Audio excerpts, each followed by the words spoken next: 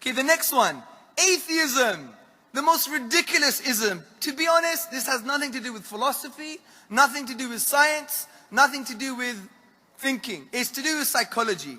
Honestly, I really believe this.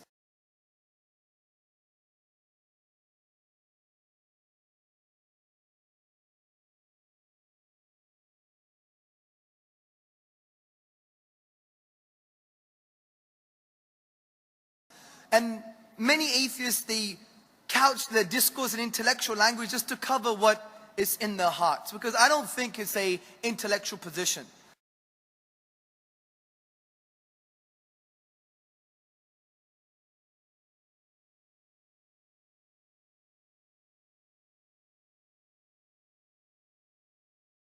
But in saying that, let's go to the Quran and find out how the Quran deals with atheism.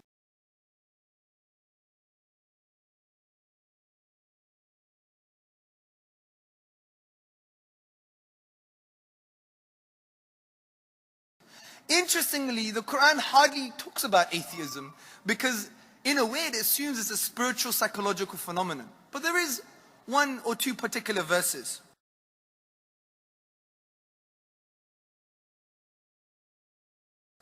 Allah subhanahu wa ta'ala says in Quran 52 chapter 35 to 36, or were they created by nothing, referring to the human being, or were they the creators of themselves, or did they create the heavens and the earth, the universe? بَلْ لَا يُقِنُونَ. Indeed, they have no firm belief.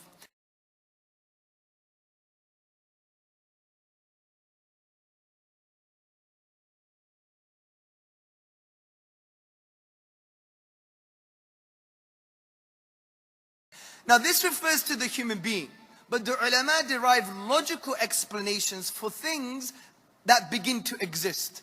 Because it assumes things are khuliqu, meaning they were created, they are muhdath, they came into being. So anything that came into being, that began, you can use this Quranic logic.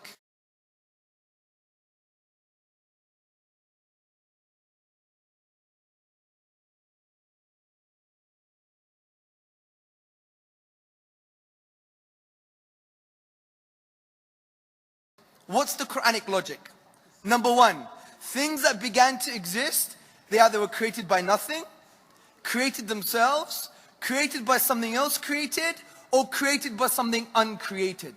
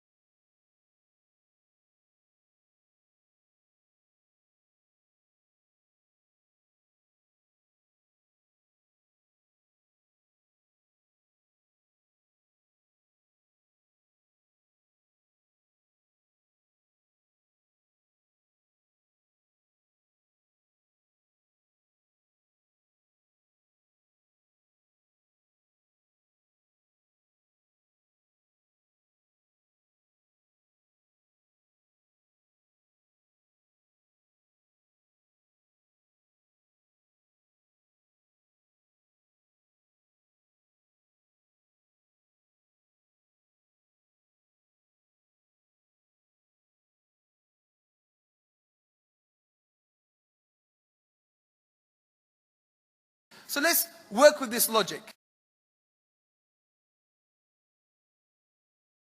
If the universe began, could it be created by nothing?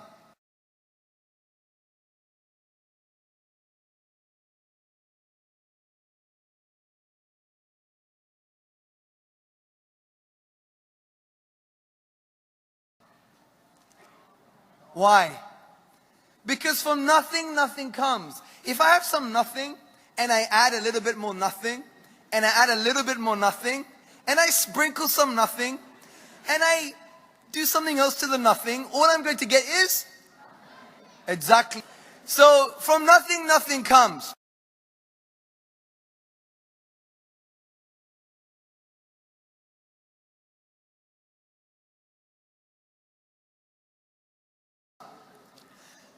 Now some atheists say, hold on one second, you have a quantum vacuum and that's nothing, and you have particles emerging from this quantum vacuum.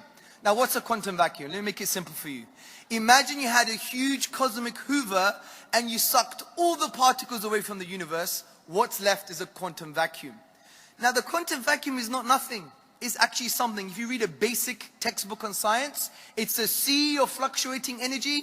It's a rich structure. It obeys the laws of the universe. So they're wrong. It is not nothing. So something doesn't come from nothing.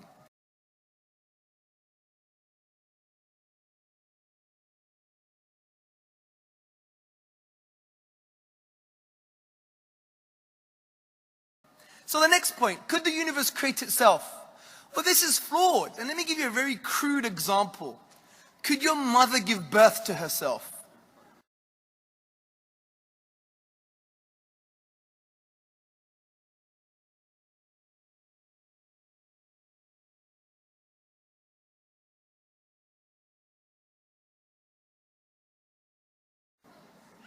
That's a messy example, isn't it? Yeah? But the point is, this is wrong, right? Because self-creation implies that something existed and did not exist at the same time, which is a philosophical logical contradiction.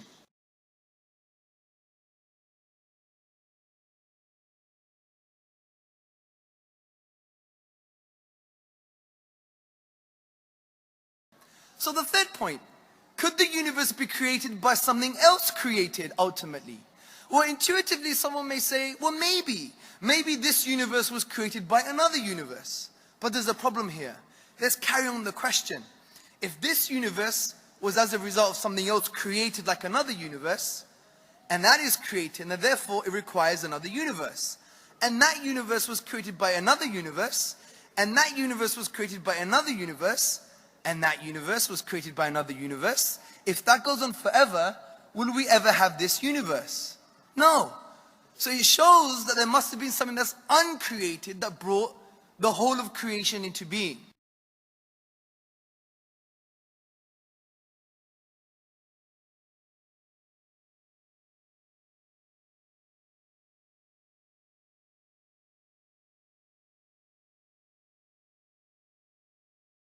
Let me make this a little bit more simpler for you. Imagine I'm an American Marine and I'm going to shoot a bird.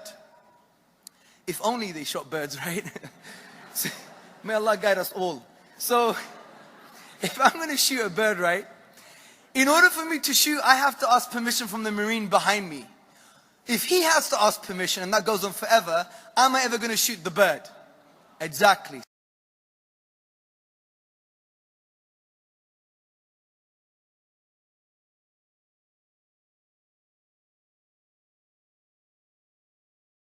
Similarly, ultimately, the universe must have been created by something uncreated, which makes sense of Allah subhanahu wa ta'ala.